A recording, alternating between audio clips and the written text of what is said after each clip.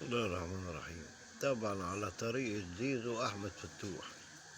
أحمد فتوح ترك معسكر الفريق الأول نادي الزمالك وقال لك أنا عندي قريبي في حالة خطرة أروح أبص عليه وأشوفه، وترك المعسكر. المهم هو راح حضر حفلة كان فيها راغب علامة. طبعا المهم مش الحفلة، المهم كان في ناس من النادي الأهلي وقعد معاهم وقالوا له أي فلوس هتنخصم منك، احنا هنديك قدها مرتين، تمرد على نادي الزمالك واحنا مستنيينك، واي فلوس هتنخصم منك احنا مستنيينك. انا من رايي والله يا جماعه، هو عادي فتوح لسه فاضل له سنتين، ماضي عقد جديد. انا من رايي ان نادي الزمالك يتخلص من فتوح وهيروح الاهلي، ما يروح الاهلي والزمالك يطلب المبلغ اقل من 50 مليون جنيه، لا ويروح في 60 داهية. فتوح يا جماعه لعيب مش منضبط، وهو عاوز يروح الاهلي.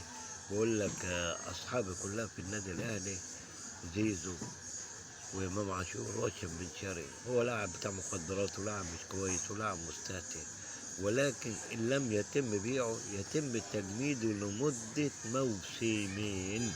هو ده الحل الوحيد. واللعب بقى دلوقتي بقى في ايد حسين لبيب ومجلس ادارته. شكرا.